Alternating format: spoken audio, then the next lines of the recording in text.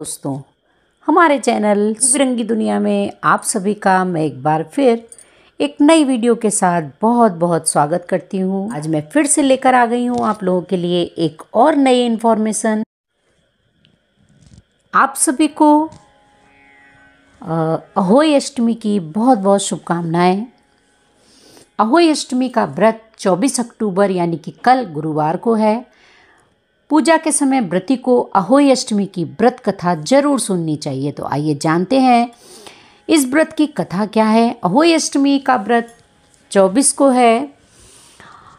यह व्रत निर्जला रखा जाता है और तारे देखकर इसकी पूजा होती है।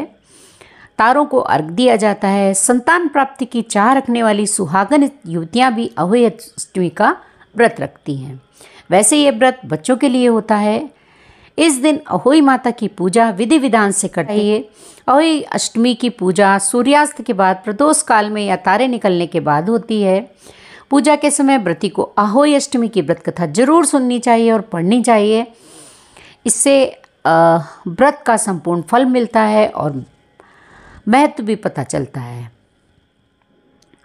तो आइए जानते हैं अहोई अष्टमी की व्रत कथा क्या है। समय की बात है, एक नगर में एक साहूकार रहता था जिसके 7 बेटे और 7 बहुएं थीं। उसकी एक बेटी थी जिसका विवाह हो चुका था। दिवाली के दिन वह मायके आई थी। दिवाली के अवसर पर घर और आंगन को साफ सुथरा रखने के लिए जंगल से मिट्टी लाने गई। उनके साथ उनकी ननद भी थी। जंगल में साहूकार की बेटी जिस जगह पर मिट्टी खोद रही थी वहाँ पर स्याऊ यानी साही अपने बेटों के साथ रहती थी। मिट्टी काटते समय साहूकार की बेटी की खुरपी से स्याऊ का एक बच्चा मर गया। इससे स्याऊ दुखी हो गई और उसने गुस्से में साहूकार की बेटी से कहा कि मैं तुम्हारी कोख बांध दूंगी। स्याहू की ये बात सुनकर साहूकार की बेटी अपनी 7 भाभियों से एक एक करके विनती करती है कि वह उसके बदले अपनी कोख बंधवा ले। सबसे छोटी भाभी ननद के बदले अपनी कोख बंधवाने के लिए तैयार हो जाती है। इसके बाद छोटी भाभी के जो भी बच्चे होते थे वो एक एक करके सब मर जाते थे। 7 पुत्रों की इस प्रकार मृत्यु होने के बाद उसने पंडित को बुलवाकर उसका कारण पूछा। तो पंडित ने सुरही गाय की सेवा करने के लिए सलाह दी। सुरही सेवा से प्रसन्न होकर और उसे स्याहू के पास ले जाती है।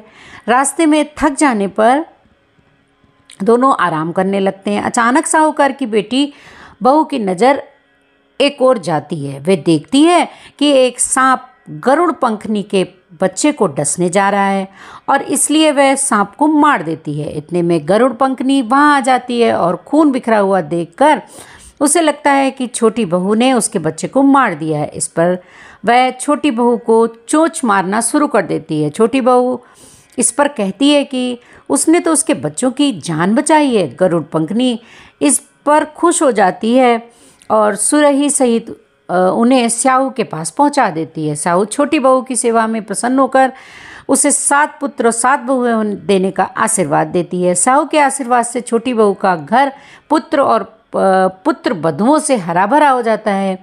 अहोई अष्टमी का अर्थ एक प्रकार से यह भी होता है कि अनहोनी को होनी बनाना, जैसे साहूकार की छोटी बहू ने करके दिखाया। इसी के साथ एक कथा और प्रचलित है। एक बार एक औरत अपने 7 पुत्रों के साथ एक गांव में रहती थी। एक दिन कार्तिक महीने में वह औरत मिट्टी खोदने के लिए जंगल में गई। वहाँ पर उसने गलती से एक पशु के शावक की अपनी कुल्हाड़ी से हत्या कर दी। उस घटना के बाद उस औरत के 7 पुत्र एक के बाद एक करके मृत्यु को प्राप्त हुए। इस घटना से दुखी होकर उस औरत ने अपनी कहानी गांव सभी औरतों को सुनाई। एक बड़ी औरत ने औरत को यह सुझाव दिया कि वह माता अहोई की आराधना करे। पशु के शावक की सोते हुए हत्या के पश्चाताप के लिए उस औरत ने शावक का चित्र बनाया और माता अहोई के चित्र के साथ रखकर उनकी पूजा करने लगी। उस औरत ने 7 वर्षों तक अहोई अष्टमी का व्रत रखा और आखिर में उसके 7 पुत्र फिर से जीवित हो गए। अहोई अष्टमी व्रत का महत्व जान लेने के बाद आइए अब जानते हैं कि इस व्रत की विधि क्या है। यह व्रत उत्तर प्रदेश, हरियाणा और उत्तर भारत के अन्य राज्यों में मनाया जाता है। प्रातःकाल सुबह जल्दी उठकर स्त्रियां स्नान करती हैं और फिर कुछ फल इत्यादि कोई कोई खाता है और कोई निर्जला इस व्रत को करता है। फिर मंदिर जाकर या अपने घर के मंदिर की पूजा करनी चाहिए। पूरे दिन निर्जल व्रत रखने की परंपरा प्रचलित है। शाम के समय बच्चों के साथ बैठकर अहोई अष्टमी माता की पूजा करते हैं। दीवार पर अहोई अष्टमी माता की तस्वीर बनाते हैं अथवा उनका एक कैलेंडर लगा लेते हैं। उसी के साथ इस व्रत की कथा को पढ़ते हैं और सुनते हैं।